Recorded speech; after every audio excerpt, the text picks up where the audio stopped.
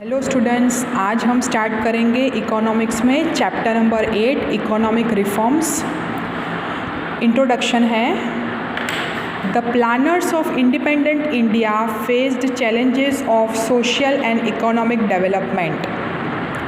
For this reason, they adopted the mixed type of economic system which laid greater emphasis upon socialist pattern of planning. ठीक है, बहुत सारे challenges face करने पड़े socially economically, तो कुछ ऐसी इकोनॉमिक सिस्टम की ज़रूरत थी जो कि सोशलिस्ट पैटर्न ऑफ प्लानिंग पे फोकस कर पाए, सोशली भी डेवलप हो पाए और इकोनॉमिकली भी डेवलप हो पाए. However, by the 80s, many experts felt that the strategies of planning adopted from 1947 to 1990 failed to attain the goals of economic growth and development as they proposed several state-imposed regulations on economic activities.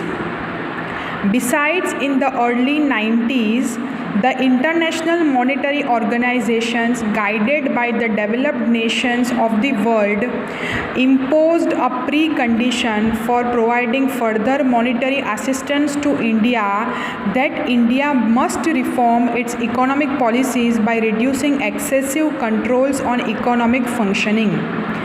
There was a severe balance of trade deficit, खर्चा बहुत ज़्यादा था और income नहीं थी, और इसलिए India को बोरो करना पड़ा foreign exchange from the international institutions. Foreign के इंस्टीट्यूशंस से पैसा बोरो करना पड़ा. Balance of trade is an accounting statement showing a country's expenditure on imports and income from exports. तो बैलेंस ऑफ ट्रेड क्या है? एक तरह का अकाउंटिंग स्टेटमेंट है जो कि कंट्री का एक्सपेंडिचर बताता है कितना खर्चा किया है इंपोर्ट्स पे और एक्सपोर्ट्स पे. Thus, since 1991, India reformed her economic policies for which necessary institutional and regulatory changes were also brought. तो चेंजेस आए और अपनी पॉलिसीज़ वगैरह को सुधारा. Objectives of economic policy reforms since 1991. The changes brought about in economic policies since 1991 in order to steer a change in the economic system of India from one which was highly regulated by the state to one which is more market oriented, as well as to reduce the extent of public sector in the mixed economic system, came to be known as economic reforms. ठीक है, तो market oriented, market के साथ चलते चलते market के साथ ही हमें चलना पड़ेगा. ठीक है, हमारे पॉलिसीज़ में सुधार करने पड़ेंगे. तो कई तरह के चेंजेस किए ताकि हम अपने कंट्री को ग्रोथ की ओर, डेवलपमेंट की ओर बढ़ा सकें, और इन चेंजेस को नाम दिया गया economic reforms. The objectives of these reforms were stated as under: increasingly encourage private and foreign investments in order to utilize India's abundant natural and human wealth in the process of economic development in a more productive manner.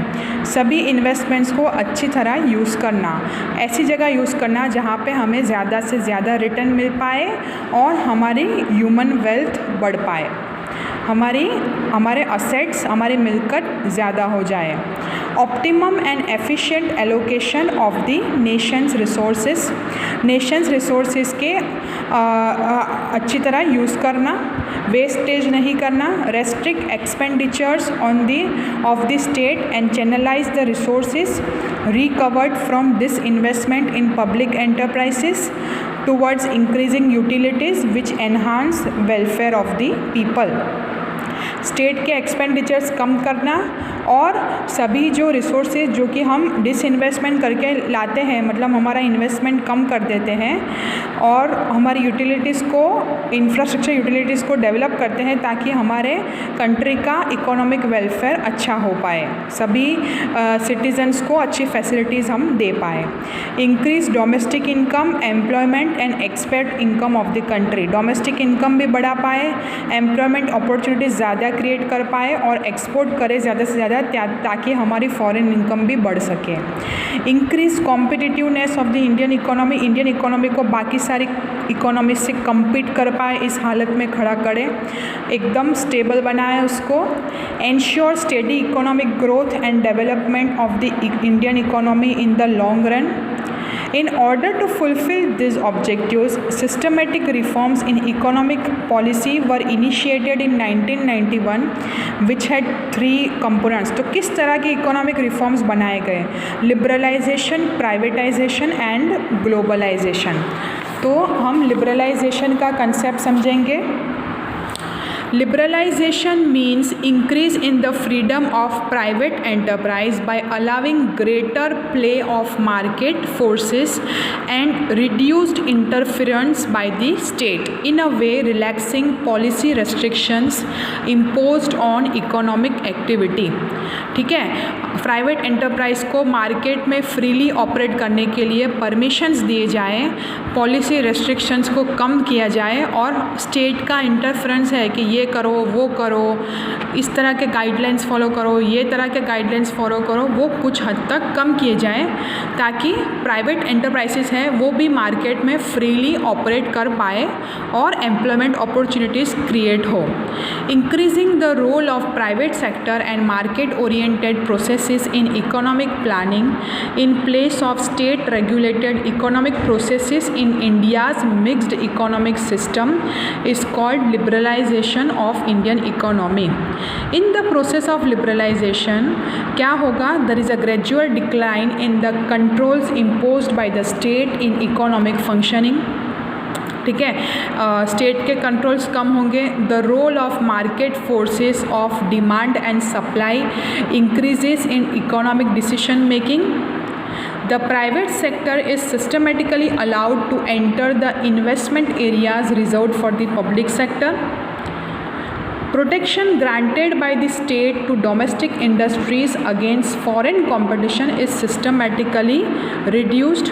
Domestic industries जो हैं वो foreign industries के साथ compete कर पाए, comparison हो पाए, ताकि वो भी और इंडियन इकोनॉमी जो है वो अदर इकोनॉमीज़ के साथ में खड़ी हो पाए, प्रॉपर कंपटीशन दे पाए। This implies that the discrimination between domestic and foreign enterprises by the state is gradually narrowed down। For example, if the state has imposed restrictions on cheaper imports and better quality imports as well to enable sale of domestic goods and such restrictions are removed। इसका मतलब क्या है कि suppose state government ने ऐसा restriction डाला है कि आप बाहर से गुड्स नहीं खरीदो, आप इंडिया में ही बनाओ। पर अगर ऐसा होता है कि हम बाहर से खरीदते हैं तो हमें कम दाम में मिलता है, और अगर वही चीज़ हम इंडिया में बनाते हैं तो हमें ज़्यादा महंगा पड़ता है। तो अगर ऐसे रेस्ट्रिक्शन डालेंगे कि हम बाहर से ना खरीद के इंडिया में ही बनाएं तो हमारा प्रोडक्ट जो है वो महंगा हो जाता है। तो इस तरह के रेस्ट्रिक्शंस रिमूव करने चाहिए जो कि हमारी इकोनॉमी के लिए बेनिफिशियल हो। अगर हम बाहर से खरीदेंगे तो हमारा प्रोडक्ट चीपर रहेगा, हमारे प्रोडक्ट की डिमांड बढ़ेगी, पैसा फ्लो होगा मार्केट में, और इस तरह से हमारे इकोनॉमी के लिए बेनिफिशियल होगा। तो जो स्टेप्स इंडिया की इकोनॉमी के लिए बेनिफिशियल साबित होते हैं, ठीक है, अगर